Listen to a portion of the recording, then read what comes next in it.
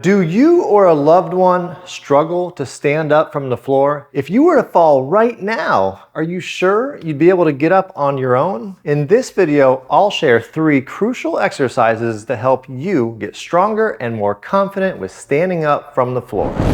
Standing up from the floor is a skill that could potentially save your life one day. The ability to stand up from the floor has also been directly tied to longevity for seniors over the age of 50. As we age, conditions like arthritis may try to discourage us from going down to the floor entirely. Many of our patients dread the thought of having to get up from the floor. I'm here to tell you today that it doesn't have to be this way. We can strengthen our bodies by learning to follow the key movements to stand up easily. What if we fall, aren't injured, but have no one around to help us get on our feet? This is a scary thought, but I assure you that by building muscle strength and learning proper technique, you too can stand up from the floor easily again. One problem that many people have with standing up from the floor is that they avoid it. They simply avoid the floor at all costs. This is the wrong thing to do. Without practice, you're creating a negative snowball effect. Over time, you become less and less comfortable with something that should, in reality, be easy for everybody. There are a few key muscle groups and movements that help us stand up from the ground. First, you need to have the flexibility and mobility to get yourself into the proper positioning. This step is key and is a prerequisite for building the strength needed, which we'll address in exercises 2 and 3. This is what getting off the floor should look like once you're strong enough to do so. If you end up on your back, the first thing you want to do is roll over onto your side. Try and get your hands both flat on the floor and push off through your hands as you get onto one knee. Then you want to bring your other foot in front of you, which is a motion that people who lack the hip mobility will struggle with. Then you want to kind of push off your fingertips and get both hands onto your knee. You want to make sure your back toe is dug into the ground. When you shift your weight over your front leg, you're going to push through your leg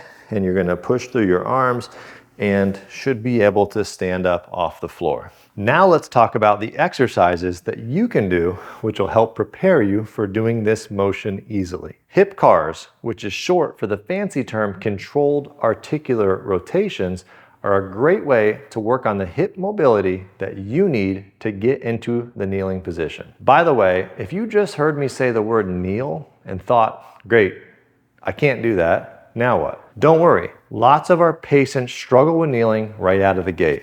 You're just gonna wanna start on a soft surface like a bed. In fact, if your bed has a headboard or a footboard, you can easily stabilize yourself by holding on to one of those while you do this exercise. Another added bonus is that since you're on the bed, you won't have to worry about getting up and down from the floor just yet. Because if you're watching this video, you're probably not quite ready for that yet. Your tolerance for kneeling is actually something you can improve. You just need to desensitize your knees by spending a little bit more time with pressure on them. Start with a soft bed, and over time, you may be able to progress to a rolled up towel on the floor, then eventually a rug, and possibly even nothing at all. We have hundreds of patients that come in each year who haven't kneeled in years because it just hurts too much. After a few weeks of the proper progression, they're able to kneel and now feel much more comfortable getting up and down from the floor. Even if you've been told by your orthopedic surgeon or doctor that you shouldn't kneel, I don't really like that advice. You shouldn't kneel if the pain is excruciating, but I just told you we're gonna start off small and work our way into kneeling. So starting off with this exercise, the C.A.R.s. You can hold on to something, especially if you're struggling with the hip mobility.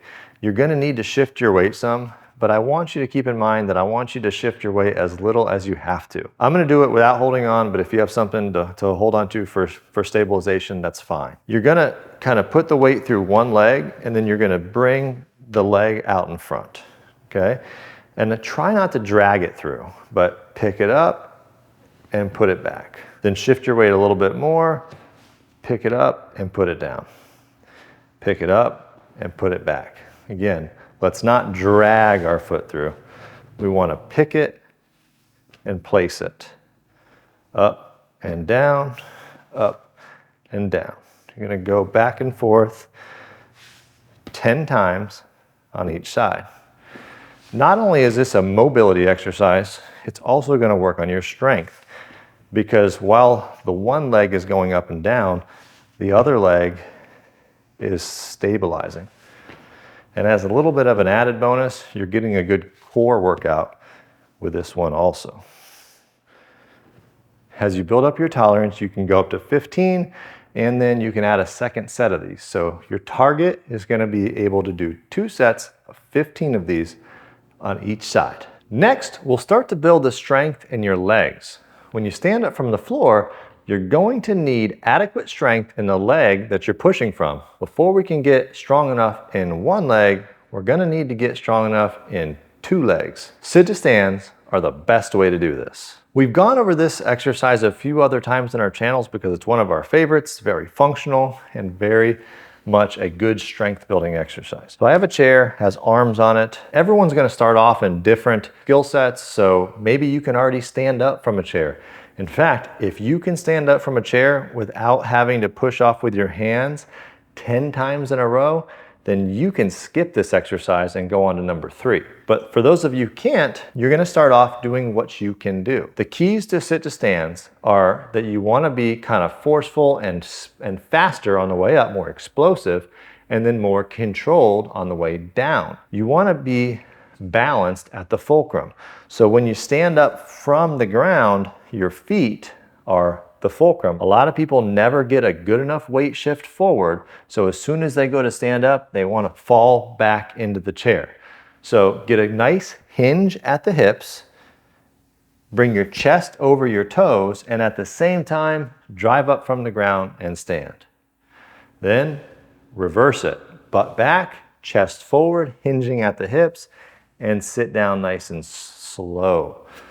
One more time, weight shift forward, up, and then hinge and sit down slow. If you find yourself plopping down, it might not be that you're not strong enough. It might just be that you haven't balanced your weight properly. So if you're falling backwards too quickly, you want to get your chest a little bit more over your toes. Work your way up to 10 reps. You want to go, say you start off with 5, and after 5, it's really starting to burn. Then you want to stop at 5, let yourself rest, and then pick up from there when you feel rested. Once you can get to 10, take a break, 30, 45 seconds, and try for a second set of 10. Once you can get 2 sets of 10 without too much fatigue, you're feeling pretty confident in it, you're ready to move on. For those of you who really struggle, even by using your hands to push off, you can actually put a little pillow on the seat to raise yourself up a little bit. But make sure that you take that pillow out as you get stronger so that you're getting the full exercise and the full strengthening benefits for your legs. Lastly, we're gonna focus our efforts to a single leg. One great thing about this exercise called split squats is that you can start off going down halfway, and as you build your strength and confidence, you can get deeper and deeper. I'm gonna show you how I like to do it with the chair turned around backwards, but if you're more comfortable maybe in your kitchen with the countertop on one side or both sides, then that's a great place to do it also. Just holding on for stability, you wanna get your feet not only wider, but you wanna get them spread apart front to back.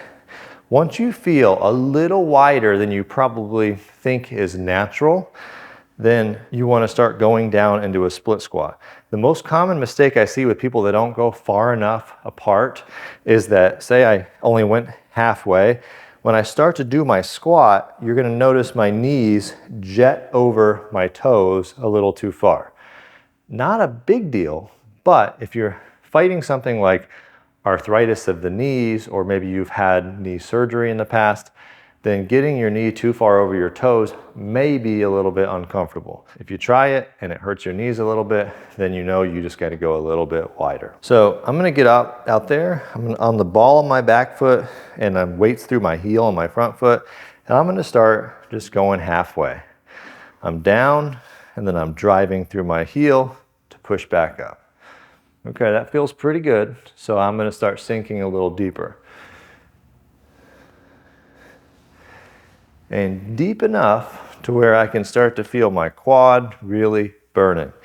I want to work my way down to where my knee almost touches the floor. The good thing about having your hand here is if you get kind of stuck at the bottom there, you can always give yourself a little boost.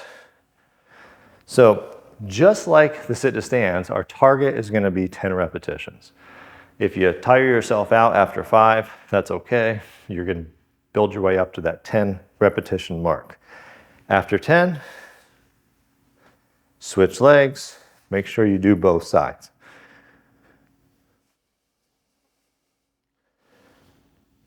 You don't have to fear the floor. After practicing these exercises and challenging yourself to kneel more frequently, you'll become more and more confident with standing up from the ground. If you found this video helpful, you'll also enjoy this video about stair climbing for seniors. I'll see you there.